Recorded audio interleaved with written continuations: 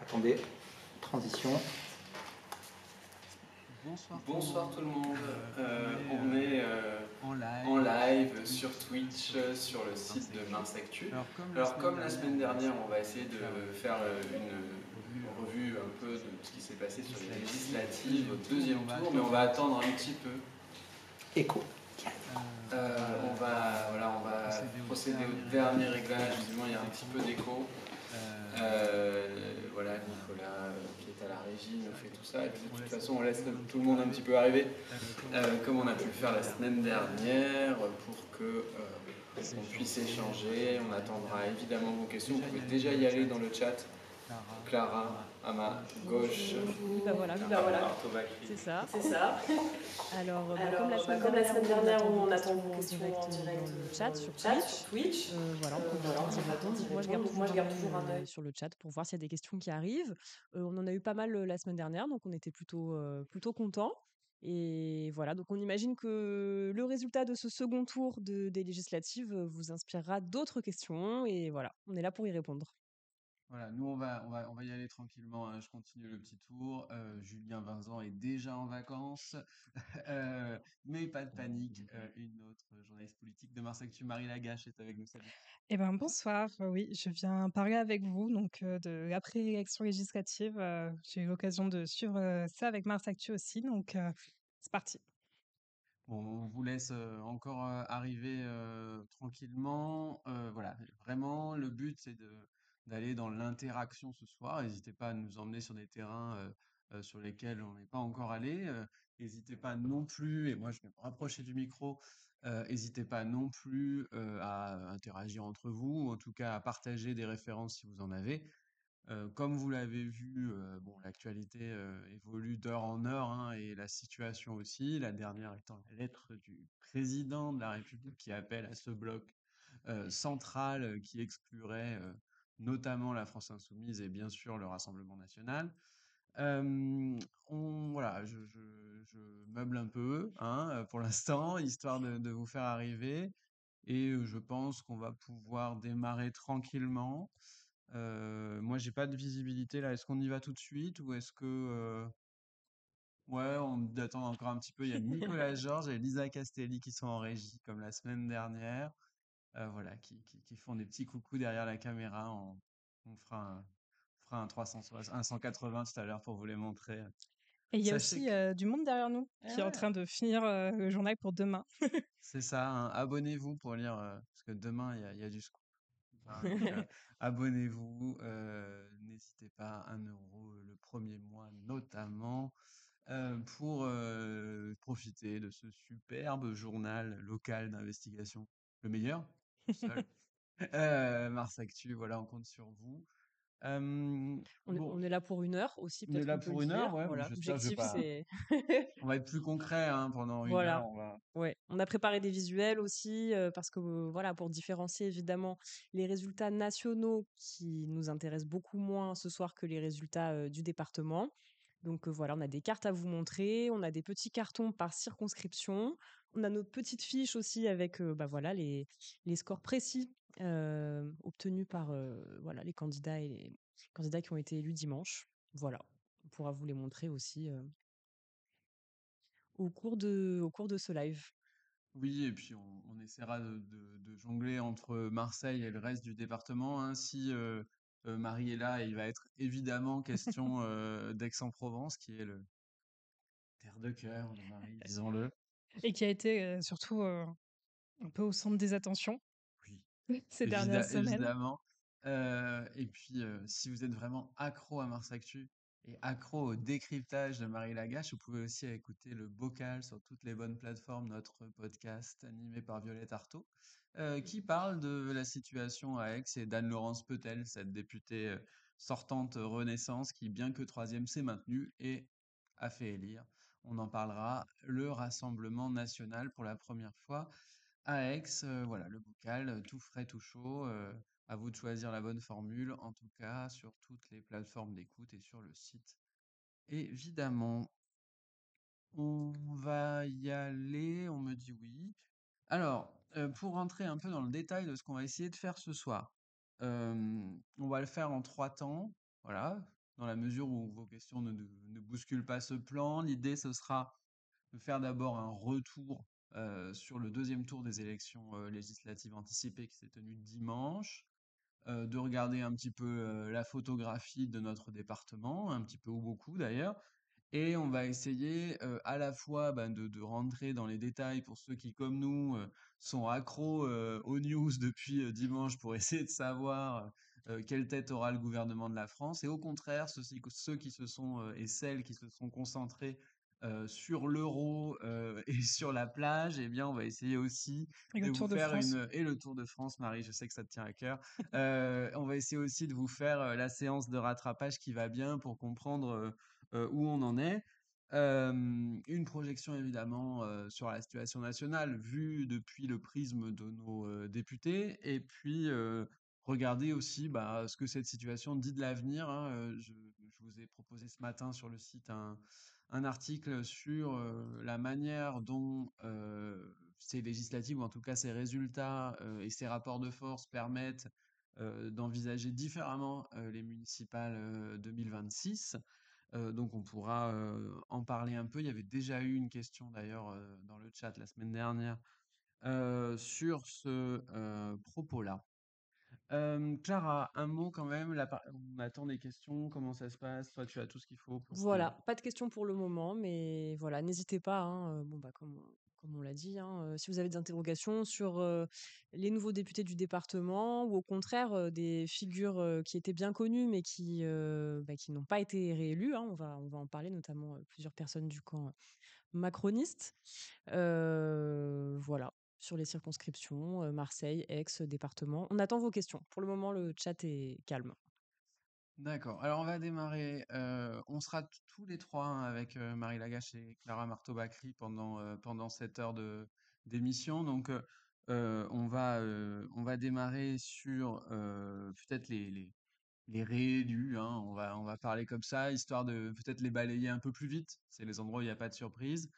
Marie, on peut dire qu'il y a eu, notamment à gauche à Marseille, trois réélus assez faciles, Hendrik Davy, Sébastien Delogu, Manuel Bompard. Bah, on en a eu 2 déjà dès le premier tour. Donc ce sont, ceux officiellement de la France insoumise, Sébastien Delogu et Emmanuel Bompard qui, sont passés tranquillement au premier tour. Ça a été, vraiment, voilà, ils se sont très bien sortis. Et ensuite on a eu, Hendrik Davy qui, lui, en fait est un dissident. C'est comme ça qu'on est qualifié encore de LFI. C'est-à-dire qu'il n'a pas été encarté, il n'a pas reçu l'appellation, LFI, mais il est toujours candidat à nouveau Front populaire et qui, s'est retrouvé face à la gauche, donc il a quand même dû faire un second tour.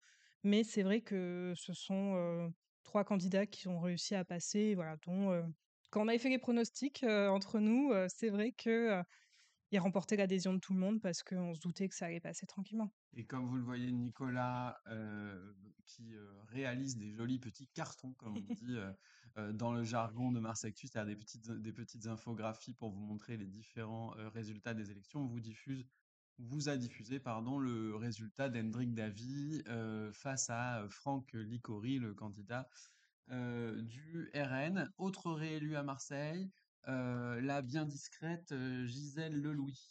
Et oui, parce qu'après on passe rapidement, donc sur nos candidats du Rassemblement national, qui eux, voilà, sont repassés aussi. Donc, Gisèle Gouy dans le 3e la 3e circonscription, pardon. Donc les quartiers nord-est de Marseille, hein, on essaye à chaque fois de vous le dire. Mmh.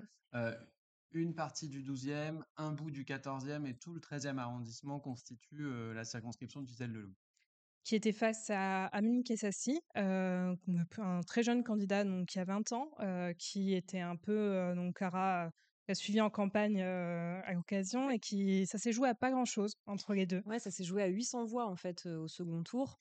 Ce qui était frappant, Amine Kessassi, on l'a pas suivi avant le premier tour, hein, parce que bon, évidemment, vous l'avez compris, on a eu une campagne éclair, on a dû faire des choix nous aussi en interne et décider très très vite quel sujet on voulait vous produire avant le premier tour.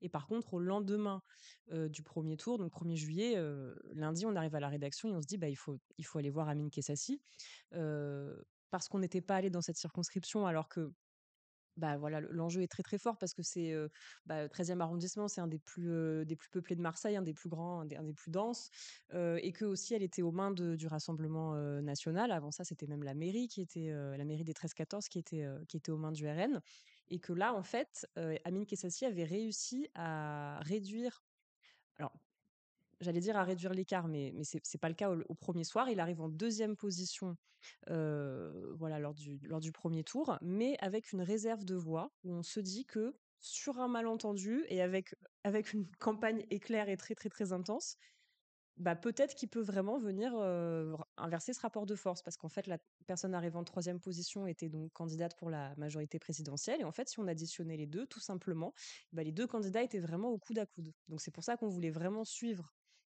cette campagne-là. Et donc au final, ben et là pour le coup, et au second tour, donc Amine Kessassi, investi par le Nouveau Front populaire encarté, vert, a réussi à réduire, l'écart par rapport à par rapport au résultat de 2022 où la gauche était arrivée aussi en deuxième position, mais cette fois elle avait été, portée par, Mohamed Ben Saada, insoumis. Et donc voilà, ça se termine avec, 800 voix d'écart et ce qu'on peut dire aussi, c'est peut-être un mot sur, bah, les reports de voix, l'abstention, dans ce secteur, notamment vous pouvez le lire sur Mars Actu. On a fait un article un peu, data où on analyse en fait comment, les voix, bah, notamment des centristes, se sont reportées dans cette circonscription au second tour et on voit que, bah, l'abstention a fortement augmenté et qu'en fait la politique, du nini prônée par, voilà, certaines personnes du camp présidentiel et Dont Céline notamment Eckart, exactement, qui n'a pas pris position, contrairement à d'autres, candidats dans d'autres secteurs. Céline Eckart qui était du parti d'Édouard Philippe, hein, Ah Horizon. oui, Voilà, pour Horizon. situer un peu nationalement chaque candidat, elle était aile droite du camp présidentiel. Voilà. Et donc, bah, elle qui est, voilà, qui s'est contentée de, bah, de ne pas prendre position, alors que pour l'emporter, bah, un impératif mathématique que Amine Kessassi puisse compter sur, le report de ses voix. Donc, il y a des voix, de cette candidate qui se sont reportées sur, le candidat de gauche, mais ça n'a pas suffi, il en a manqué, 800, quoi. Voilà. Voilà, et puis on va rester hein, dans cette catégorie du Front républicain qui ne suffit pas.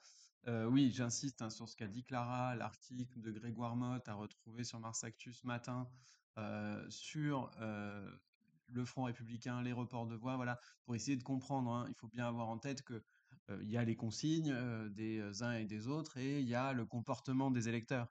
Et on remarque d'ailleurs que sur les 4 circonscriptions marseillaises qui étaient concernées par un duel gauche-RN, on n'a pas forcément de corrélation, en tout cas, entre l'action du candidat de la majorité présidentielle arrivé troisième et le report des voix, finalement, vous le verrez, ne s'est pas opéré en fonction de ses soutiens.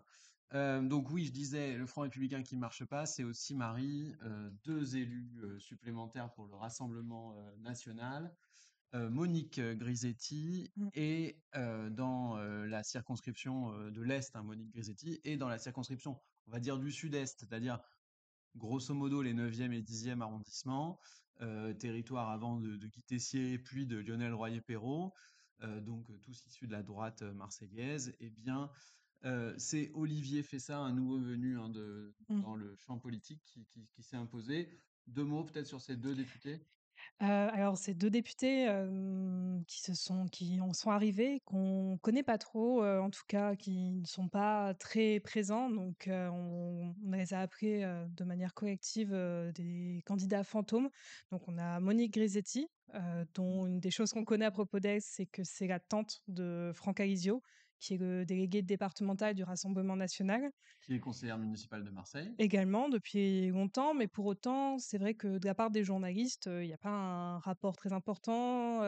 Il y a un article de Libération dont on a parlé, quand on a parlé des candidats fantômes qui raconte que la seule rencontre qu'elle a eue avec, une journaliste, c'est à la sortie, en allant acheter un poulet sur le marché après un tractage et ça traduisait ce côté, difficile à percevoir de ces candidats, donc c'était le cas de Monique Grisetti.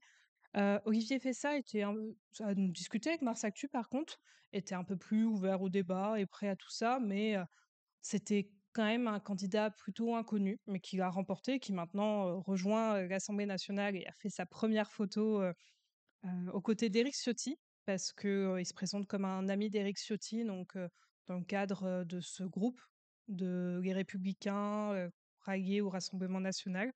Et ce sont donc les nouvelles entrées de la part du Rassemblement national à Marseille.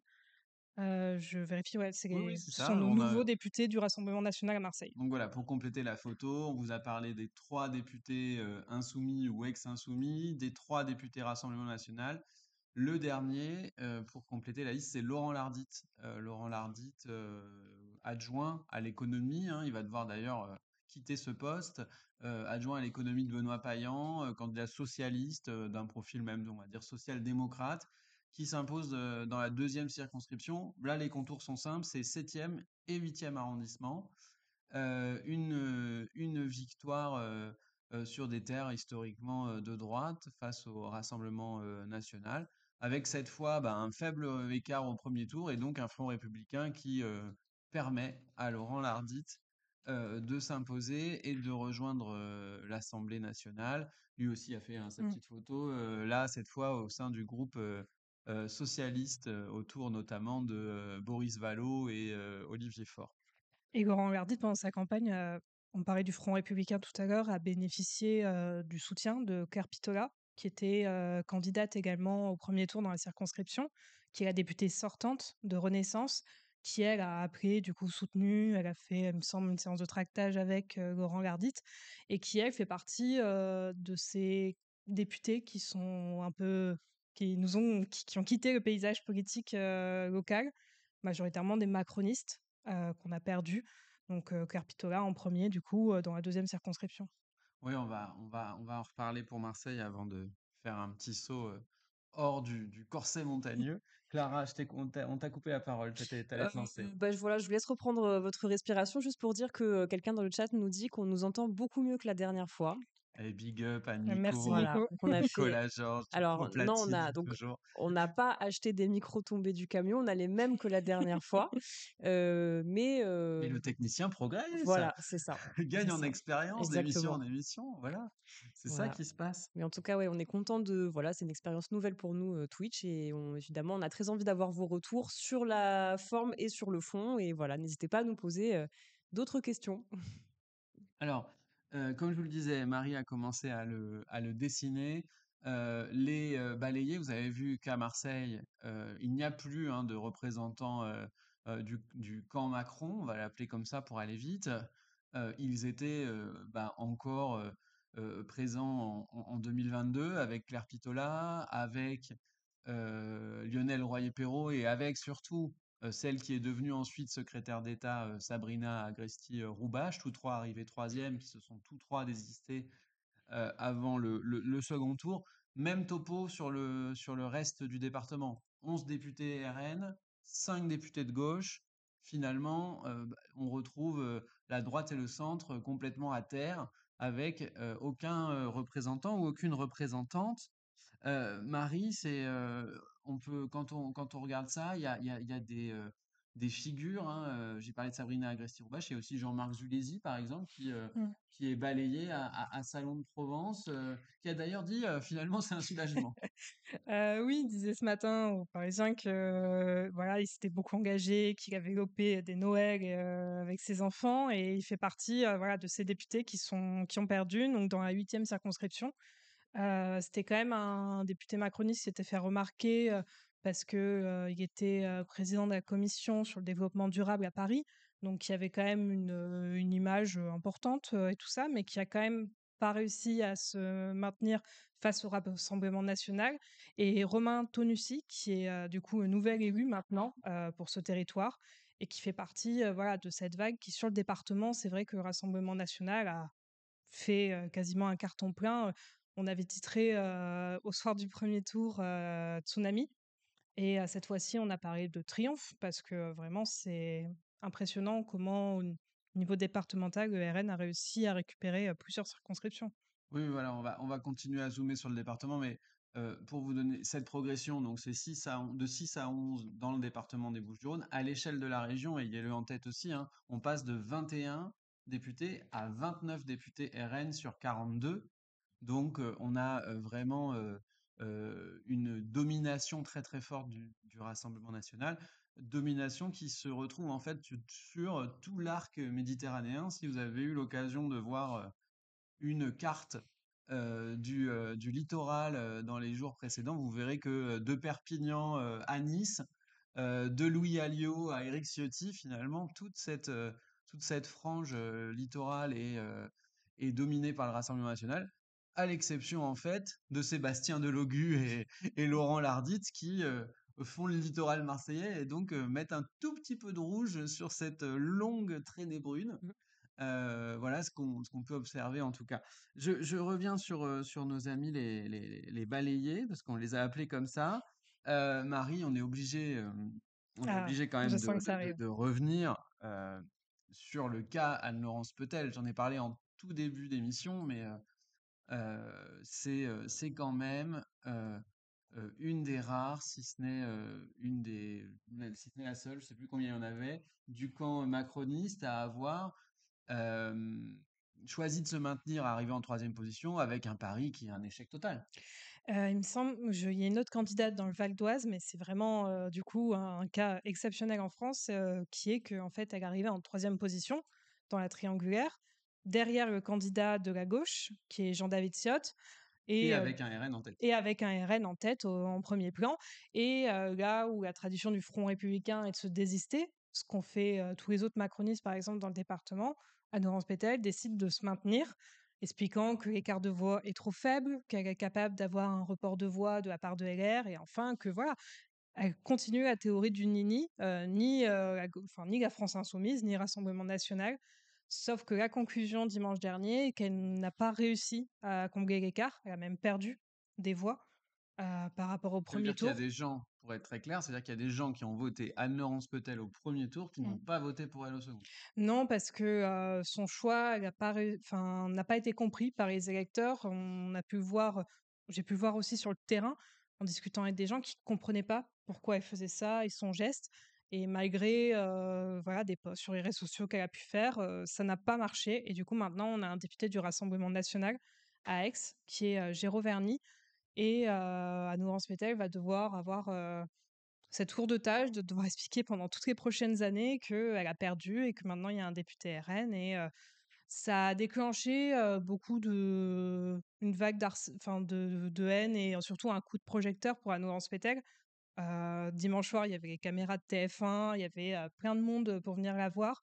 Et sur les réseaux sociaux, elle a fermé ses commentaires, Instagram, Oui, Twitter, parce qu'elle, elle se dit Facebook. victime d'une campagne Mm. de harcèlement, quoi. Voilà. Bah, ce qui est certain, c'est qu'elle a reçu beaucoup de témoignages avec beaucoup de violence parfois parce qu'il y a eu une incompréhension de son geste au départ et que du coup, ça a entraîné ça. Donc, c'est une situation qui fait qu'à Aix, on a eu beaucoup de choses à raconter cette semaine et j'ai pu écrire beaucoup de papiers. Et donc, comme on disait en début d'émission, un bocal, notre podcast qui est paru ce matin à ce sujet, parce que on a besoin d'expliquer ce qui s'est passé, tellement au final ça a eu d'importance et ça raconte quelque chose sur le territoire. Et Oui, puis c'est une décision qu'elle continue, enfin, qu'elle a assumée jusqu'au bout et qu'elle Mmh. continue à assumer encore aujourd'hui.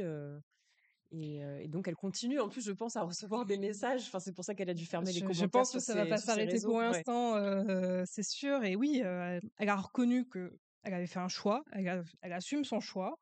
C'était un mauvais choix, mais c'est vrai que, elle assume complètement et elle estime que oui, elle était dans son bon droit. Et c'est vrai qu'elle maintient sa ligne. Il n'y a pas eu de mea culpa, dimanche en disant: «Je me suis trompée, j'aurais pas dû faire ça». Ouais. Non, elle maintient sa position. Et voilà, depuis dimanche, je pense que tout est en train un peu de redescendre du côté de ses équipes, le temps de réaliser tout ça. avec d'autres conséquences, hein, des victimes collatérales du choix d'Anne-Laurence Petel, Mmh. c'est ses soutiens, notamment Renaud Muselier qui fait face à une vraie pression et à un vrai name and shame, comme on pourrait dire en bon français. Attention, hop, hop, hop, il y a du travail d'éclairage. Vous allez nous voir sous un autre jour assez vite. Mais en tout cas, le name and shame qui concerne notamment Renaud Muselier, le président de la région Provence-Alpes-Côte d'Azur, qui était un des soutiens d'Anne-Laurence Petel. Il était même sur sa profession de foi de second tour, si je dis C'est pas de ça, bêtises. aux côtés de Gabriel Attal et de Bruno Le Maire, qui étaient affichés comme soutien d'Anne-Laurence Fetel. Et c'est vrai que J'ai parlé de la vague d'harcèlement de la part des internautes, mais c'est vrai que les politiques aussi se sont beaucoup exprimés sur la question. Au niveau national, on a Olivier Faure, premier secrétaire du Parti socialiste, qui sur Twitter a interpellé Anne-Laurence Spétale sur sa décision. Et on a aussi au niveau local Benoît Payan, qui est revenu, le maire de Marseille, du coup, qui est revenu à plusieurs occasions sur la situation. Donc c'est vrai que tout ça a amplifié le coup de projecteur. Et parmi les victimes collatérales, il y a aussi presque Jean-David Ciotte, qui passe à pas grand-chose au final quand on regarde les Le voix. candidat Nouveau Front Populaire, hein, qui a Mm. été second, qui est le maire du Puy-Sainte-Réparade.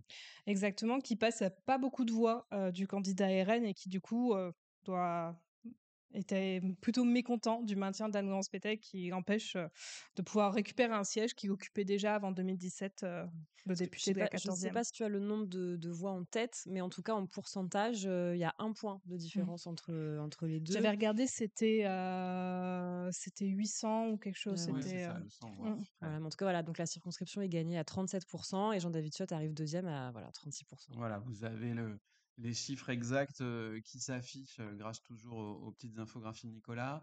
Ce qu'on peut dire effectivement, oui, sur Renaud Muselier pour compléter, c'est que lui s'est défendu de son choix en disant que notamment il avait soutenu 17 candidats euh, dans le cadre d'un front républicain, 17 candidats de gauche évidemment, et à savoir notamment Pierre Dharréville, le député communiste, qui lui non plus, c'est Benoît Gilles qui vous le raconte dans le journal de lundi, vous pouvez retrouver ce récit sur le site, avec notamment Pierre Dharréville, le député communiste de Martigues, qui Mm.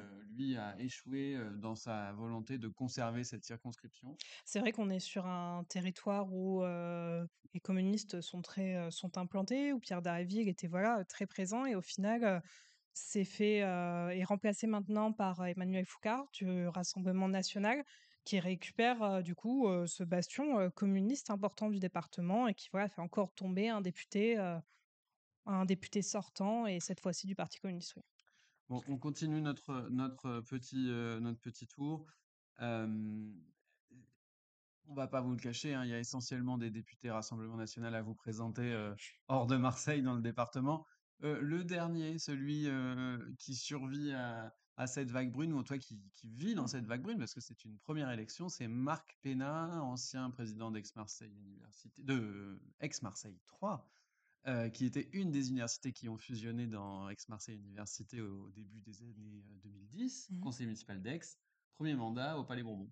Et oui, 11e circonscription, pays d'Aix-en-Provence.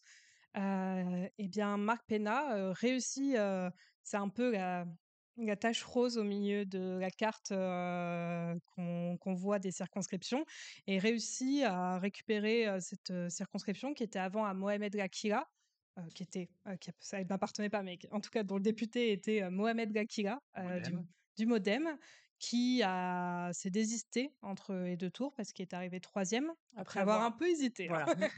Et au début, il avait très envie d'y aller quand même en suivant Anne-Laurence Pétale, mais finalement, Mais il me il semble que réfléchit. même il avait demandé à Marc Pénat de se désister à son profit, Mhm. alors qu'il était arrivé devant lui au soir du premier tour. Exactement, Ouais. un petit quiproquo Voilà. à base de communiqués envoyés au milieu de la nuit, et puis au final, le lendemain matin, on a réfléchi et on Pas s'est écrire des dit, communiqués sous la fatigue. voilà. Voilà, trop Ouais, fatigué, après c'est une pas élection, bon. il faut mieux Surtout quand on nous dit je fais une déclaration demain matin, que j'ai déjà fini mon papier et que finalement on envoie un communiqué dans la nuit, Ah, faut pas fâcher Marie. Alors là, ça passe pas trop. Il était 3 heures du mat, deux ça mauvais passe pas. points pour Mohamed Lakila. Mais du coup, Mohamed Gakila a perdu et voilà, il s'est désisté. Marc Pénat réussit à battre Hervé Fabre-Bespy, ancien maire de Cabriès, donc candidat du Rassemblement national, qui voilà, n'a pas réussi à récupérer cette circonscription. Et du coup, Marc Pénat fait son entrée au Palais Bourbon. Il a décidé de rejoindre le groupe du Parti socialiste. Donc à Aix, c'est un conseiller municipal d'opposition qui avait créé en 2020 une coalition de gauche, divers gauches, qui s'appelle Aix en partage. Et du coup, à Aix, nous avons changé de député au conseil municipal. On est passé de Anne-Laurence Pétel à Marc Pénat. Ça promet. Clara, Petit point Oui, chiffre, tu avais ça sous le coude, tu dois avoir aussi les chiffres pour alors, Marc Penna et Hervé Fabre-Wespy pendant que Nico cherche oui, le et ben petit ça, carton adapté. ça a été très serré aussi également, hein, puisque donc, bah, voilà, Marc Penna a été élu avec 50,2% des scrutins. Les voix. Des voix, oui, des voix, des votes, des voix. Et donc voilà, on a encore été sur une circonscription où ça a été très très serré et le décompte s'est fini assez tard dans Ça a la été très soirée. serré. Nous, avec Apresse, nous étions place des prêcheurs à Aix-en-Provence. On attendait à Nouran-Spétel pour son discours donc de défaite. Et Marc Penna, lui, s'annonce par message vainqueur dans la circonscription. Donc moi, j'envoie un message à Julien Vincent, qui était ici à Mars Actu, qui est un peu Monsieur le roi du Chiffre. data. Je lui dis que se passe-t-il? Et nous, on n'était pas si sûrs des chiffres, mais bon, Marc Penna y va, il a remporté. Et du coup, j'envoie un message à Hervé Fabre-Bespi, qui en fait, je le savais, était dans un restaurant juste à côté de nous et qui du coup descend pour venir me parler. Bon, il s'est retrouvé avec une dizaine de caméras parce que tout le monde était là pour Anne Spéteg et d'un coup, tout le monde était là pour Hervé Fabre-Wespy, qui était en mode, moi, je suis pas encore sûr de tout. Donc, ça s'est fini un peu tard, mais Marc Penna était heureux de pouvoir ensuite nous annoncer officiellement qu'il rejoignait l'Assemblée nationale. On va continuer un petit tour. On a Clara, une tu as... question Waouh, qui va, je ça y pense, est, nous n'hésitez offrir, pas à imiter n'hésitez ce pas, hein, voilà, commentateur ou cette commentatrice. qui va nous Attends offrir la question pour une dire ça. bonne transition justement Ouais. sur les autres sujets qu'on avait envie d'aborder avec vous, puisqu'on a aussi envie de se tourner vers l'avenir, sur les conséquences de ces élections. Et donc, quelqu'un qui nous demande au sujet de Payan, il affirme qu'il n'a pas encore d'ambition nationale. Pourtant, la presse a relaté ses déplacements fréquents pour peser sur le choix du futur Premier ministre. Vous en pensez quoi? Alors, moi, j'ai échangé avec Benoît Payan dimanche soir, ou lundi matin, je sais pas comment faut dire, il devait être minuit et demi ou 1 heure du mat. Il venait de fêter la victoire de Laurent Lardite, hein, qui était un peu le héros de la gauche marseillaise, en tout cas de la gauche socialiste, dimanche soir, la bonne surprise pour ce camp-là. Et Benoît Payan ne cachait pas qu'il allait attraper le premier train pour Paris le lendemain, dans 2 buts principaux. Le premier était d'éviter toute scission au sein du Nouveau Front populaire. C'était son obsession. Il disait il va y avoir des choses trappes de partout et il pensait déjà notamment euh, à, euh, à l'idée qui allait émerger d'une coalition déraisonnable visant notamment à embarquer le Parti socialiste dans une coalition qui irait, disons, d'Olivier Faure à Édouard Philippe ou un peu plus que ça. Et donc, il craignait ça et il voulait essayer de travailler à l'unité du nouveau Front populaire. Et la deuxième chose, c'est qu'il disait ils vont essayer de voler l'élection. Et il le disait pas comme ça, mais c'était l'idée. Hein. Je suis pas, j'ai pas mes petites notes sous les yeux. Elles sont sur l'ordinateur de Clara, mais je vais pas me lancer je vais pas me lancer dans une fouille dès maintenant. Non, mais il disait en tout cas que il craignait la coalition de la droite macroniste et de la droite historique pour souffler la victoire au nouveau Front populaire. On voit en tout cas que il y avait une forme de clairvoyance sur les faits à venir de la part de Benoît Payan. Voilà, après, ce qu'on peut dire, on en a parlé la semaine dernière hein, dans l'émission.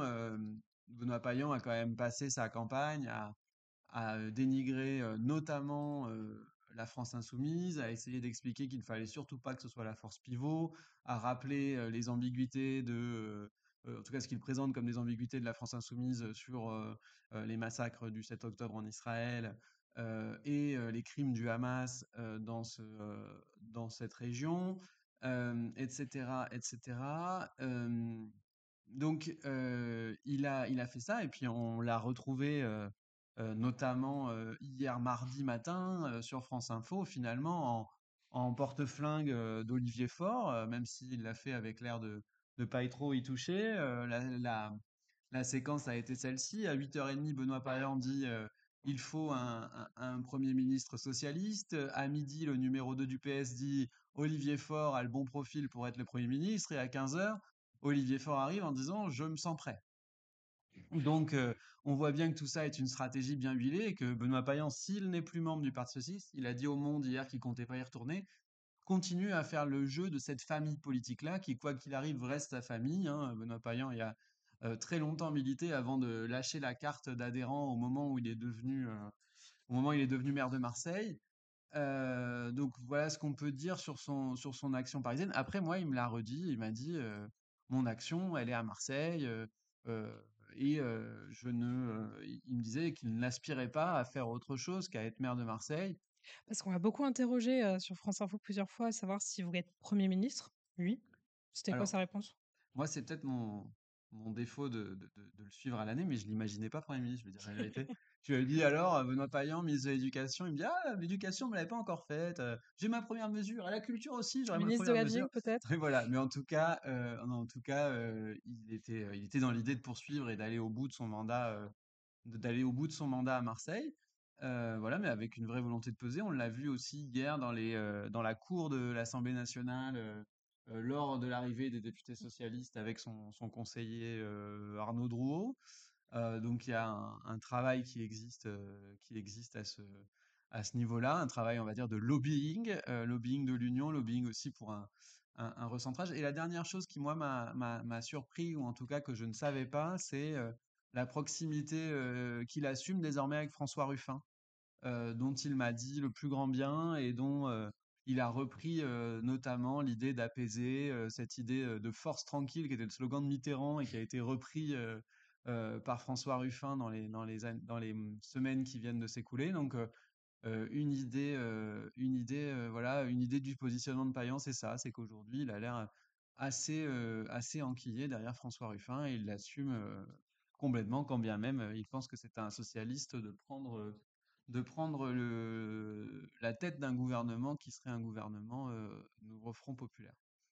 Voilà, après, il y a des arguments qui ont commencé à être sortis. Je vous invite à aller lire le papier de Gilles Roff dans Le Monde, qui est paru hier soir, où vous verrez notamment quelques arguments pour le profil Payan, on va dire, c'est-à-dire un élu qui connaît Gabriel Attal parce que ils étaient tous les deux conseillers au ministère de la Santé au même moment, qui a été capable de dealer avec Macron, avec Emmanuel Macron pour faire le plan Marseille en grand, un élu qui a été capable de tenir une large coalition pour diriger sa ville. Voilà les arguments des pro-Payan, en tout cas qui sont distillés pour présenter le bon profil de Payan pour incarner une union dont lui-même, enfin une incitation à laquelle il semble résister pour l'instant.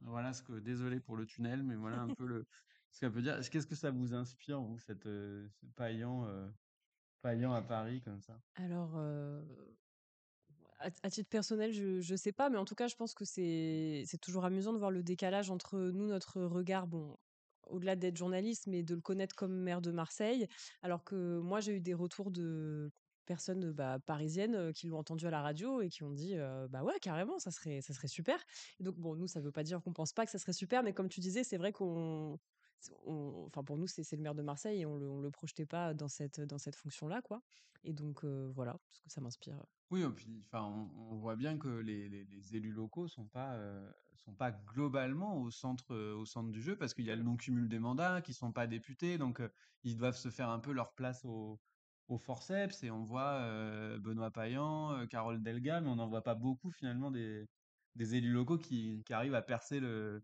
mur du son et à se faire entendre au niveau national, quoi. Mmh. On se moque de moi en régie avec ce mur du son. Désolé. Benoît Payan à Bac 3, ça va pas passer. C'est pas passé pour la régie, je suis désolé. Marie, est-ce que tu avais quelque chose à ajouter à cette question? Moi, ça me fait penser un peu à presque un duel de communication et un duel de positionnement à gauche. Avec Coralie Bonnefoy, on a demandé aux candidats, enfin, du coup, plus aux candidats, mais aux nouveaux députés du nouveau Front populaire, ce qu'ils pensaient un peu, voilà, de ce nouveau Front populaire et de ce qui était possible à faire. Donc, dans un article qui est paru hier matin sur Mars Actu. Et c'est vrai qu'il y avait deux lignes qui se démarquent. C'est ça. Juste avant que tu te lances dans la liste, 5, on va Mm, faire le rappel hein, pour ceux qui vas-y. nous rejoignent aussi, 5 députés du nouveau Front populaire, 3 à Marseille, Sébastien Delogu, 4 à Marseille, pardon, Sébastien Delogu, Manuel Bompard, Laurent Lardit et Hendrik Davy, et un hors de Marseille, l'exois Marc Pénat. Mm. Et on voit que dans leur positionnement, s'ils sont tous au nouveau Front populaire, il y a un peu une opposition entre notamment Sébastien Delogu, du coup, originaire de la France insoumise, qui défend l'idée que la France insoumise doit peser très fort dans ce nouveau Front populaire et doit prendre une part importante, notamment sur la question potentielle du Premier ministre. On sait Et depuis que c'est Clémence Guettet, hein, la responsable du Mm. programme de la France insoumise, qui est a priori la candidate insoumise Mm. au poste de Premier ministre.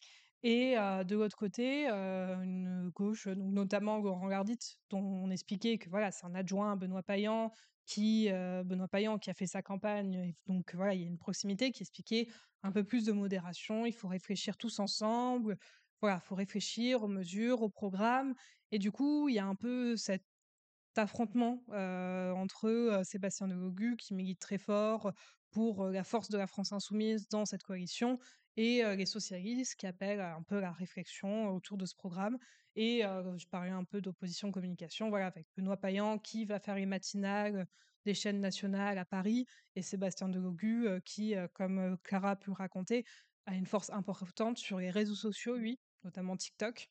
Et du coup, voilà, c'est pas voilà, ça me fait penser que c'est pas la même manière de raconter les choses et d'essayer de peser. C'est sûr que je pense que, pour Sébastien Delogu, comme pour, Manuel Bompard, même si en l'occurrence j'ai pas eu l'occasion d'échanger avec lui, ce qu'ont montré ces élections, c'est que c'est la France insoumise qui s'impose à gauche à Marseille, quoi. Voilà, pour eux, il y a pas de Mmh. débat. Enfin, il y a eu 2 députés élus au premier tour, à Marseille, c'est, les 2 députés insoumis, Manuel Bompard et Sébastien Delogu. Donc après, c'était dans des secteurs qui leur étaient déjà, favorables, enfin largement favorables. Ils étaient déjà les 2 députés sortants. Mais tout de même, enfin voilà, eux, c'est un argument donc qui font peser à la fois au national, hein, tous les élus insoumis de France, de dire bah voilà, on est le parti de gauche avec le plus d'élus au sein du Front populaire, et en local, c'est complètement vrai aussi quoi. Dans leur argumentaire, en tout cas, c'est ça qui ressort. Et donc oui, et Sébastien Delogu en plus qui a bon, il était déjà un petit peu médiatique, on va dire, comme député. On sait que c'est quelqu'un qui a une forte personnalité. Après, ça plaît ou ça plaît pas, mais en tout cas, c'est quelqu'un voilà qui a cette personnalité, ce charisme-là. Et donc ensuite, tout le monde a vu la séquence où il a brandi le drapeau palestinien lors d'une séance à l'Assemblée nationale, geste pour lequel il a ensuite été exclu 2 semaines. Donc c'est la plus lourde sanction qui était possible. Et là, donc, sa notoriété a fait un bond et il a été connu voilà, par des gens bien au-delà des quartiers nord de Marseille, de la région, partout en France. Et donc, voilà, j'imagine en effet que comment dire? Ça a motivé des électeurs, voilà, qui se sont Mmh. identifiés en fait au combat qu'il portait, bon au-delà de la Palestine, mais aussi peut-être pour les quartiers populaires dont il est issu, et cetera.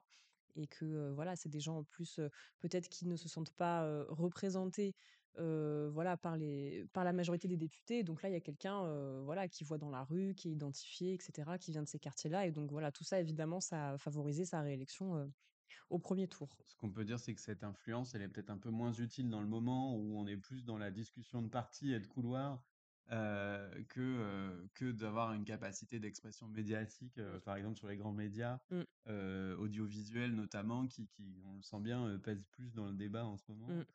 Peut-être que lui sera du côté de la pression populaire, quoi, on va dire. Ouais, certainement. Ouais, ouais, tout à fait. On faisait ce petit détour sur Sébastien Delogu pour expliquer le positionnement de nos élus. Donc vous avez bien compris, hein, il y a deux camps qui sont très marqués avec d'un côté Marc Pénal, Laurent Larditz qui sont dans une logique socialiste portée par Olivier Faure nationalement d'apaisement, etc. Et les insoumis qui sont aussi qui sont dans le rapport de force inverse où se considérant premier groupe de cette coalition qu'est le nouveau Front populaire, réclame le leadership sur un futur gouvernement. Et au milieu de ça, Hendrik Davy. voilà, Hendrik Davy, purgé des Insoumis, Mmh. qui lui est avec Clémentine Autain et François Ruffin à l'initiative d'une sorte de rassemblement. Mmh. Il propose, voilà, de les rejoindre, de former un peu un nouveau groupe à gauche. Donc c'est une proposition, tendue, à la fois donc aux socialistes et aux écologistes, Aux communistes et aux et aux écologistes. communistes et aux pardon, et voilà. Qui est tendue à tout le monde sauf la France insoumise en tout cas, parce que, ce sont eux qui ont été, écartés, purgés, au début des législatives, et qui ont perdu, leur investiture, la France insoumise, dans un feuilleton, dans un feuilleton qu'on a pu suivre et tout ça, et qui maintenant essayent de trouver un peu leur place entre ces deux équilibres. Et du coup, en se rassemblant au niveau national avec tous ceux qui ont été purgés par Jean-Luc Mélenchon du parti. Alors, on a une question sur LR, je pense qu'on peut se garder pour dans quelques minutes. Une question sur LFI. LFI est-elle aussi bien représentée au conseil municipal de Marseille? Alors non. Réponse simple, voilà. Réponse, Pour une réponse très bonne simple. raison. Réponse simple, zéro élu. Ce qui s'est passé au conseil municipal de Marseille, c'est la conséquence, le conseil municipal est la conséquence évidemment des élections municipales de 2020. En 2020, la France insoumise n'avait pas soutenu le printemps marseillais, mais n'avait pas non plus réussi à présenter de liste à l'échelle de la ville. Ils avaient soutenu une liste dans les 13e et 14e arrondissements. Mais cette liste n'avait pas fait suffisamment de voix pour être présente au second tour. Voilà, la gauche d'ailleurs s'était complètement retirée parce qu'il y avait donc deux listes à gauche et le Printemps Marseillais qui était la première liste arrivée dans ce secteur de la ville était troisième et s'était désisté dans le cadre du Front républicain. Tout le monde connaît le système désormais. Il y avait quelques insoumis qui étaient alliés avec les écolos à l'échelle de la ville, hein, mais qui ont depuis rendu leur carte. Il y en avait aussi des anciens au sein du Printemps Marseillais. On peut penser notamment à Sophie Camard, qui avait dans un premier temps été la suppléante de Jean-Luc Mélenchon, hein, de 2017 à 2022, et qui s'était émancipée de la tutelle insoumise pour soutenir la démarche du printemps marseillais, et qui aujourd'hui est la maire des 1er et 7e arrondissements de Marseille. Et elle s'est d'ailleurs rapprochée des communistes depuis, parce qu'elle était sur la liste conduite par Léon Desfontaines aux élections européennes dans une place pas du tout éligible. Voilà ce qu'on peut dire. Et ils espèrent y rentrer la prochaine fois. Voilà, c'est ça qu'on va dire. Et oui, et puis je parle à grande porte, surtout je pense. Bon, moi, quand j'avais fait mon reportage avec Sébastien Delogu, donc avant le premier tour, il y avait cette question de bon, puis les municipales, du coup, c'est la prochaine échéance, et donc il avait promis une annonce après les élections. Voilà, avec cette question de bah, est-ce que on fait liste commune ou liste à part?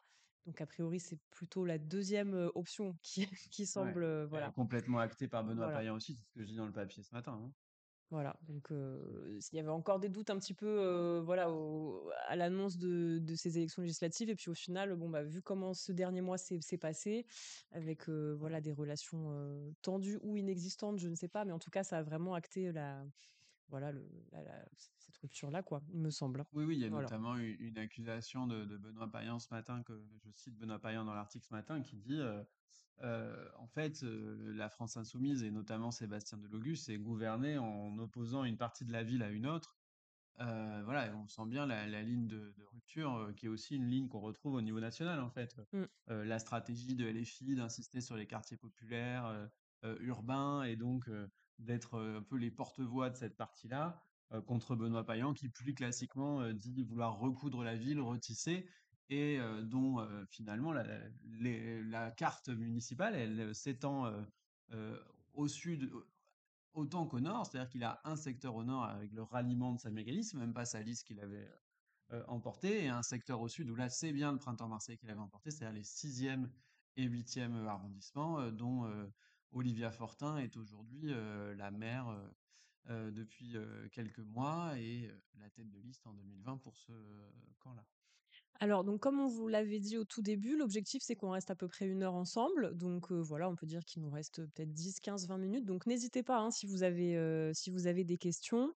Même si vous avez pris en cours de route, n'hésitez pas à poser des questions. N'ayez pas peur qu'on y ait déjà répondu. On y revient avec plaisir. Et donc, je vous disais, on a une question sur LR. Donc, LR à Marseille et dans le département, est-ce que c'est fini? Est-ce que, donc il y a cette belle métaphore, où nous verrons rejaillir le feu de l'ancien boucan que l'on croyait trop vieux? Il semble avoir perdu la force logistique qui était la leur lors des scrutins. Alors, plusieurs éléments. L'histoire politique est longue, et il faut quand même se méfier de ces grands partis qu'on dit décédés, hein, ou moribonds. Aujourd'hui, vous avez vu qu'à l'Assemblée, il y a une soixantaine de députés LR autour de Laurent Wauquiez. Localement, c'est vrai que la situation est particulièrement difficile. Ce qu'on peut noter, c'est que ils ont subi finalement une hémorragie vers le camp présidentiel, celui d'Emmanuel Macron, notamment depuis les élections présidentielles de 2022.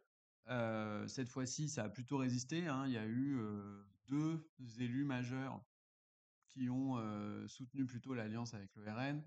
Jean-Baptiste Rivoilan, le président du groupe métropolitain, qui en a démissionné au moment où il a soutenu l'idée d'une union des droites, et Stéphane Le Rudulier, le sénateur rognaquais, qui est le numéro 2 du parti dans les Bouches-du-Rhône, et qui lui a appelé à faire barrage à la gauche et donc à voter Rassemblement national à chaque fois que la situation le permettait. Ou le nécessitait plutôt, si on veut être plus fidèle à sa formule, tout annoncé dans une tribune à valeurs actuelles. Mais ce qu'on peut dire, c'est que avec la fin du camp macroniste, euh, nécessairement en 2027, parce que Emmanuel Macron pourra pas se représenter, il va y avoir une recomposition de la droite. Et Martine Vassal, par exemple, a appelé à une sorte de nouvelle formation de la droite, à l'écoute des élus locaux, etc., après avoir fait un nini très strict entre deux tours. Et on n'est pas à l'abri de voir renaître une grosse formation de droite qui allierait à la fois la droite soutien du président de la République sortant et la droite qui n'a pas voulu y aller. Donc on ne peut pas exclure qu'ils reviennent dans le jeu, et ils pensent déjà à s'allier pour les prochaines élections locales et notamment aux municipales où, sous la houlette de Renaud Muselier et Martine Vassal, un large camp des centristes à la droite LR la plus radicale, hein, on va dire, de Christophe Madrol, conseiller régional écolo, à Valérie Boyer, sénatrice de droite dure. Et bien tous ces gens réfléchissent toujours à une candidature pour contrer la majorité sortante. Donc non, non, le LR est pas mort. Après, sur les troupes, il y en a forcément moins qu'avant, hein. Il y a un peu un embouteillage sur ce centre droit. Il y a beaucoup de monde, en fait, voilà, qui se revendique de droite républicaine à Marseille et tout ça. Mais au final, voilà, ces législatives font qu'il va falloir décider de quel parti on est, de qui est-ce qu'on soutient et tout ça. Mais c'est vrai qu'il y a beaucoup de personnalités. On parlait de Martine Vassal, donc la présidente de la métropole et du département, qui avait quitté donc les Républicains et qui voilà, on se demande toujours donc cette hiver droite, comment la qualifier, qu'est-ce qu'elle va choisir, et voilà, c'est des positionnements qui sont un peu compliqués, mais qui vont se dessiner très vite dans les prochains mois, à mon avis dès la rentrée, pour que chacun puisse être en ordre de bataille d'ici 2026. Ouais. Oui, et puis on peut rappeler qu'on n'est jamais mort quand on préside trois institutions, la droite au sens large, hein, préside trois institutions locales, c'est-à-dire la région, la métropole et le département, par l'intermédiaire l'une de Renaud Muselier et pour les deux autres de Martine Vassal. Alors, on a une question, mais qui est de l'aveu même de la personne qui l'écrit, HS par rapport aux élections, mais qui concerne la police municipale. En 2023, la mairie avait annoncé vouloir renforcer la police municipale. Savez-vous s'ils ont réussi à recruter? Il me semble que c'est un sujet dont on avait parlé et on s'était dit qu'on voulait travailler dessus. Et ensuite, il y a eu la dissolution et les élections. Et donc, on a laissé ça de côté pour le moment, mais Oui, on l'avait en tête, il me c'est semble. ça. Au dernier conseil municipal a été voté notamment le compte administratif, c'est ce qui permet de voir poste de dépense par poste de dépense ce qui a été dépensé l'année précédente, hein, donc en l'occurrence en 2023. Et en faisant des bêtes proportionnelles, on peut voir si les dépenses de personnel de la police municipale augmentent ou baissent, et donc essayer d'en tirer des conclusions. Ce qu'on peut dire, c'est que c'est toujours difficile de recruter parce que il n'y a pas de fléchage sur les concours de la fonction publique territoriale. Quand un policier municipal est formé, ensuite c'est à lui qu'il appartient de candidater dans telle ou telle ville. Et donc les collectivités peuvent, ben, les mairies en l'occurrence, peuvent financer la formation d'un certain nombre de policiers municipaux, et ouvrir le nombre de postes correspondants, mais ça ne veut pas dire qu'ils auront forcément autant de policiers municipaux pourvus. En tout cas, il y a une volonté affichée et répétée par Benoît Payan dans la fameuse interview sur France Info que de défendre une politique de sécurité renforcée, hein. Il a bien dit j'ai créé la brigade équestre, j'ai créé la brigade maritime, j'ai renforcé le nombre de policiers municipaux, j'ai créé la brigade cynophile. Et je vais augmenter le nombre de caméras de surveillance. Je ne suis pas un enfant de cœur pour reprendre Mm. grosso modo la formule dans cette interview de France Info qu'on a déjà dû vous mettre dans le chat, je crois, et que vous pouvez retrouver facilement, sinon en tapant dans votre moteur de recherche préféré. Alors, il est 19h. Il vous reste quelques minutes pour envoyer des questions. On est là pour ça, avant tout. Il me semble qu'on voulait aussi parler, on a dessiné un petit peu des perspectives pour les municipales à Marseille, mais on voulait aussi aborder les autres villes du département, Aix, et notamment les autres villes, voilà, Istres, Martigues, voilà, des terres qui étaient historiquement à gauche et où aujourd'hui le Rassemblement national est très largement favorable. Donc voilà, si vous avez des questions à ce sujet-là, n'hésitez pas, c'est le moment. Bon, on commence par Aix en profitant de la science de Marie sur cette ville. Bon, on a déjà cité deux acteurs importants du jeu politique aixois, Marc Pénat, nouveau député Nouveau Front Populaire, et Anne-Laurence Petel, désormais ex-députée Renaissance, déjà candidate par 2 fois à l'élection municipale, ou une fois, Une pardon. fois. La dernière fois aux élections municipales, pardon. Et la troisième actrice au milieu de tout ça, c'est la maire actuelle, Sophie Joissaint, qui, dans cette élection, a été quand même assez discrète. Elle était complètement discrète. On s'est demandé dès le début si elle allait prendre position et tout ça. Autour d'elle, on disait non. On va clairement regarder ça. Et c'est ce qui s'est passé au final. Elle n'a pas appelé à faire barrage au Rassemblement national directement. Elle a fait une vidéo de soutien à Mohamed Gakila dans Premier la tour. 11e circonscription, dans le premier tour, en expliquant avec donc le candidat Modem, en expliquant avec une très belle formule qu'en fait elle ne vote pas dans cette circonscription, mais qu'elle soutient, si je votais dans la 11e, je voterais pour Mohamed Gakila, pardon, parce qu'elle, elle vote dans la 14e, donc là où il y avait Anne-Laurence Pétel. Et il faut savoir qu'entre les deux, le courant ne passe absolument pas, d'un point de vue politique et personnel. Et voilà, du coup, c'était une circonscription très scrutée. Et donc voilà, pour revenir, Sophie Joissaint ne prend pas position pendant 3 semaines. Et dimanche soir, une fois les élections terminées, on est sur la place de la mairie, elle sort de la mairie et maintenant elle dit: «Je veux bien vous parler», et du coup je discute avec elle. Et voilà, elle m'explique qu'en fait elle soutenait, Jean-David Ciotte, donc le candidat, du Nouveau Front Populaire, en disant que voilà, elle aurait bien aimé que ça soit lui, qu'il avait toute sa confiance, c'est quelqu'un de modéré, voilà, c'est un peu un aveu post, scrutin qui est, qui était un peu, pas compré enfin, qui était attendu. Beaucoup de monde ne comprenait pas qu'elle prenne pas position avant et tout ça, mais ça a été assumé de dire: «Je prends pas position pendant, je le dis après, pour qui j'étais, et maintenant, jouez avec les cartes», et moi, je regarde tout ça parce que, elle a déjà annoncé qu'elle était candidate pour 2026. Anne-Laurence Pétel, était pressentie jusque-là pour être candidate. Marc Pénat a aussi expliqué que, il en avait très envie. Du coup, c'était un peu, voilà, ce trio qu'on attendait, mais ce qu'on n'attendait pas, c'est qu'Anne-Laurence Pétel, perde son mandat de députée, du coup, perde une importance, en crédibilité, en tout cas en assurance, dans ce duel. Et du coup, je pense qu'à la mairie d'Aix, on se frotte les mains de Et la situation. nous, on n'est pas allé par quatre chemins. On a dit Anne-Laurence Petel a fait élire Mmh. un député du Rassemblement national. Est-ce que toi, tu penses qu'Anne-Laurence Petel est encore en position aujourd'hui pour se présenter dans 2 ans à la mairie d'Aix? Dimanche soir, ce qu'elle a dit, c'est que, elle retournait à la société civile. Donc c'est un peu le moment où on se dit: «Tiens, c'est fini». Mais ensuite, elle explique qu'elle arrête pas la politique pour autant. Donc c'est un peu, on verra, on en reparlera plus tard et vous verrez ça plus tard. On y verra déjà plus clair le 19 juillet au prochain conseil municipal. Parce que si elle vient, la question sera un peu, posée, c'est certain.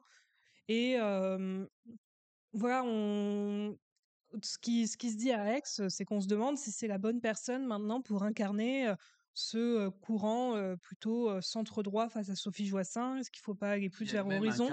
Qui elle-même incarne ce centre Déjà ce droit, tout à centre fait. droit, voilà, c'est l'embouteillage dont je parlais tout à l'heure est très présent à Aix.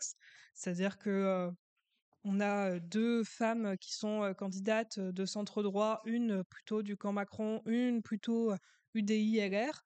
Et voilà, c'est un duel qui va être très scruté, mais en tout cas, ce qui s'est passé aux législatives fait que oui, on se demande qu'est-ce que va vouloir faire Anne-Laurence Pétel et est-ce qu'elle est encore en position de pouvoir faire ce qu'elle avait envie, c'est-à-dire aller chercher le siège de la mairie d'Aix à Sophie Joissaint dans 2 ans.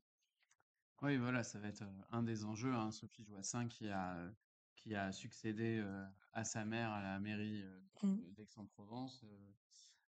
Il y a combien de temps, rappelle-nous, pour éviter de dire une bêtise, 2020 ou 2021, 2021. juste C'est-à-dire après elle n'a elle pas été n'était pas élue. candidate Mm. sur son nom en 2021 et c'est seulement l'inéligibilité de sa mère, Maryse Joissaint, qui a rendu le siège disponible et qui a permis à Sophie Joissaint de se présenter à ce poste.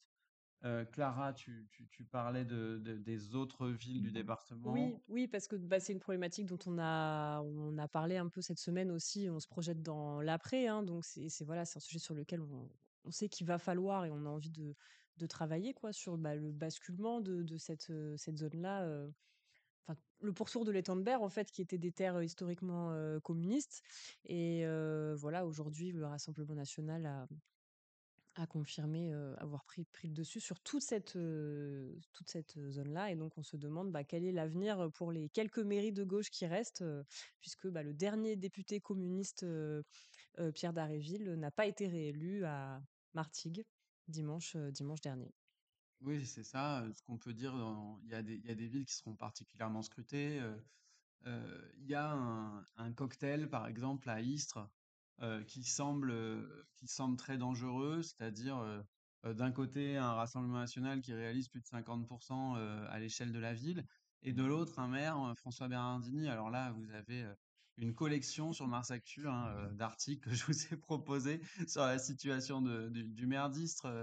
Je vois que Nicolas se lance dans des grandes recherches, il va pouvoir vous Un en peu de mettre. lecture pour la Il va plage vous cet pouvoir été. vous parler de l'affaire de corruption qui menace le maire, mais en tout cas, on sait que c'est un vote déjà fort et un maire sortant qui, a priori, ne se représentera pas, qui termine sa carrière politique sur fond d'affaires et sans successeur désigné. Donc, un vrai risque, cette ville quand même de 40 000 habitants, hein, c'est pas rien, tombe. Et puis, on peut dire quand même qu'il y en a déjà eu une par le jeu des ralliements Mm. à Marignane. Donc là, c'est la 12e circonscription. Bah, Éric Ledisset, c'est le suppléant du député RN. Donc, il s'assume désormais d'extrême droite. Et dans cette zone-là aussi, il faudra surveiller les résultats du Rassemblement national.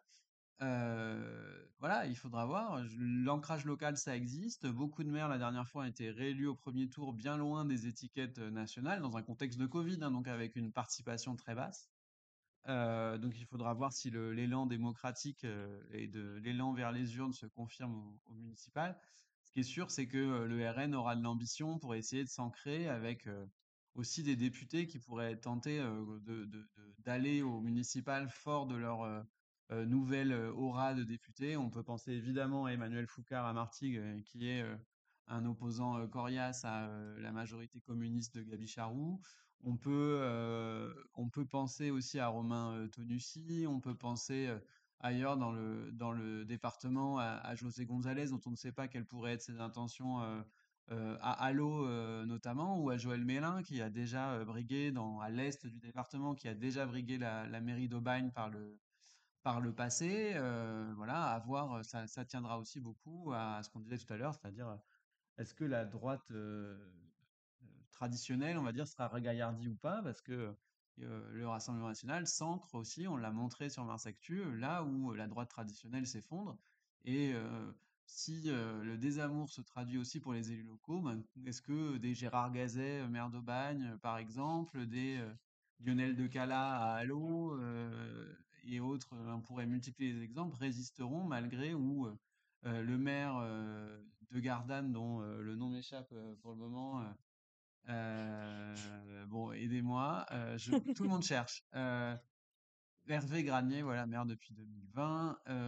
Est-ce que ces gens qui ont gardé l'étiquette de la droite traditionnelle sauront avoir une équation personnelle suffisante pour se passer d'un parti fort ou au moins pas si faible que ce qu'on a vu jusqu'à présent. C'est vrai que c'est un des enseignements des législatives sur le département, c'est savoir est-ce que cette troisième force politique du Rassemblement national arrivera à concrétiser cet ancrage. Et ça, c'est quelque chose, voilà, qu'on disait, qui est scruté, pas que par nous, qui est scruté par les maires eux-mêmes.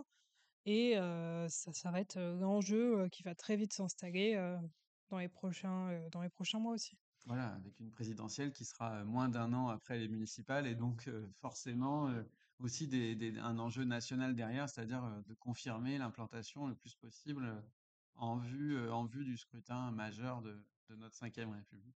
Sauf si Benoît Payan réussit à faire passer sa réforme constitutionnelle avant, vous irez voir les mesures qu'il prône. Alors, on a une nouvelle question. N'hésitez pas, voilà, on vous laisse encore 2-3 petites minutes pour poser vos dernières questions. Alors, déjà, avant que j'oublie, donc on vous rappelle qu'on a une campagne d'abonnement, que le premier mois chez Mars Actu, c'est toujours à partir de 1 euro, 49 euros l'année. Non, c'est Ça, vous pas ça. l'avez raté. Ah, c'est Voilà. fini. Ouais, l'offre, c'est terminé, mais 1 euro le premier mois toujours. Voilà, toujours 1 euro le premier mois, alors très bien.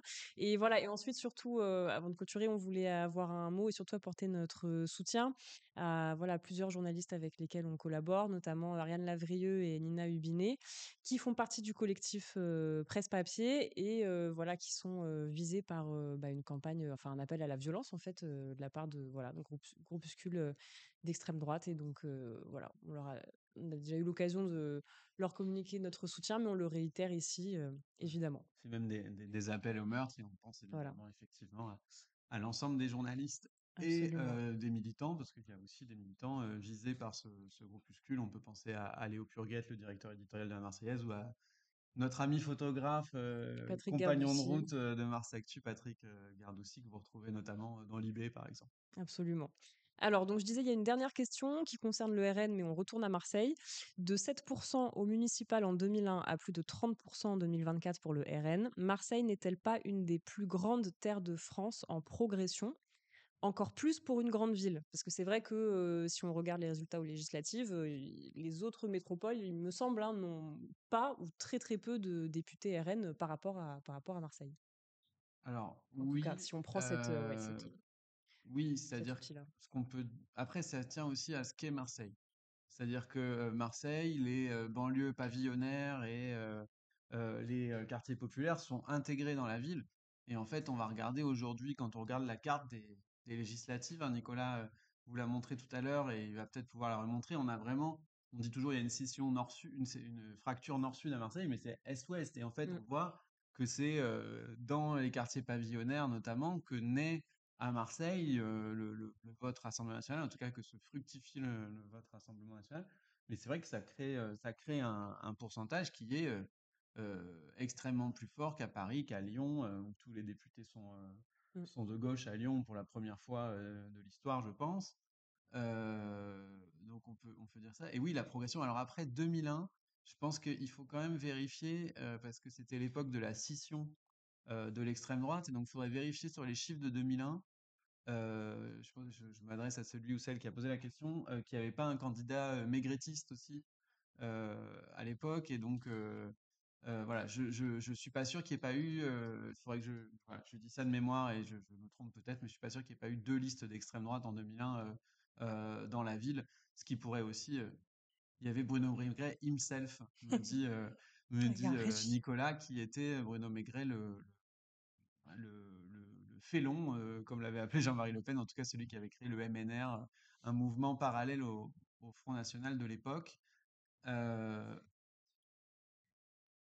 voilà, l'extrême droite arrivait à 18 en cumulé, me dit Lisa. Voilà, on investira dans une oreillette un jour, en attendant, elle chuchote. C'est trop bien.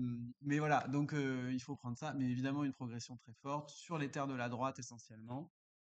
Et avec une passerelle en 2022, on l'avait regardé un petit peu dans le 8e, qui s'est appelé Éric Zemmour, Mm, mm, qui mm. à Marseille a aussi permis de décoincer vers l'extrême droite. Voilà, certains électeurs de droite qui étaient un petit peu chatouillés et voilà, qui n'arrivaient pas à passer le cap, je les cite.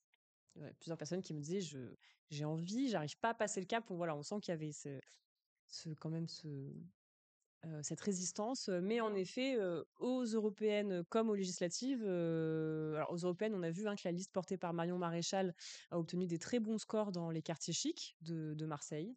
Et donc, on imagine aisément que ces votes-là se sont reportés sur le RN dimanche. Voilà, et puis ce qu'on peut dire aussi, c'est qu'il y a eu une préparation idéologique de la droite traditionnelle. La droite dans la région PACA, c'est une droite beaucoup plus dure, en tout cas en moyenne, si on fait la moyenne des positionnements, c'est une droite beaucoup plus dure que la droite à l'échelon national. Les gaullistes sociaux qui construisaient ou qui constituaient, pardon, l'aile gauche, hein, de la droite, ils étaient très peu présent, ou en tout cas pas très fort à Marseille. Jean-Claude Gaudin était le tenant, certes, d'une droite chrétienne, mais on voit bien que depuis les dernières années, a plutôt prospéré, ou ont plutôt prospéré dans la région, une droite beaucoup plus radicale, en tout cas du point de vue des idées.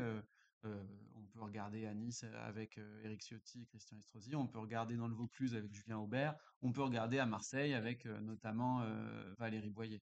Donc il y a aussi eu un glissement qui s'explique sur le terrain des idées. Mm. C'est certain. Alors, pas de nouvelles questions. Peut-être on peut en rester là pour ce soir. En tout cas, bah, merci beaucoup de nous avoir suivis. N'hésitez pas à voilà, nous formuler des retours, hein, sur ce format. Nous, on est très heureux de pouvoir vous le présenter. Voilà, donc sinon, Mars Actu, c'est toujours 1 € le premier mois. Et voilà, que dire d'autre pour Bah, conclure? un journal indépendant, ça se soutient, hein. On a bien vu que Ouais. les attaques Mmh. contre la presse indépendante pouvaient vite arriver, et aussi que la presse aux mains d'un certain nombre de milliardaires, et de Vincent Bolloré notamment, bah, c'était une presse qui pouvait aussi se mettre à faire campagne et à oublier beaucoup de principes déontologiques pour essayer de faire accéder un camp au pouvoir, en l'occurrence l'extrême droite. Donc nous allons essayer de continuer à promouvoir cette presse indépendante, et il vous appartient de la soutenir. Parce qu'on vous rappelle que Mars Actu, ben, c'est pas de subvention des collectivités locales, pas de grands patrons propriétaires, et pas de publicité. Voilà, donc on compte sur vous pour soutenir ce beau journal, et comme ça vous pourrez lire de superbes articles supplémentaires de Marie Lagache et de Clara Marteau Voilà. notamment, que je remercie de m'avoir accompagné dans ce Merci à live. toi. Bah, merci. Et juste petit rappel, si vous avez raté le début ou un morceau de ce live, il sera en replay demain sur Mars Actu. Donc voilà, n'hésitez pas. Merci à tous, et un gros big up à Lisa Castelli et Nicolas Georges qui ont Pour la régie. assuré la régie pendant toute cette soirée. Voilà, et merci à vous de nous avoir suivis. Et puis, bon, je pense que l'été, il n'y aura pas trop de Twitch, ou alors il faudrait vraiment qu'il y ait Un un Twitch en direct nouveau de la plage. cataclysme, un Twitch en direct de la plage. Mais à la rentrée, n'hésitez pas à nous dire si vous avez envie qu'on parle d'un sujet ou d'un autre. À très bientôt. À très Au bientôt. Au revoir. revoir.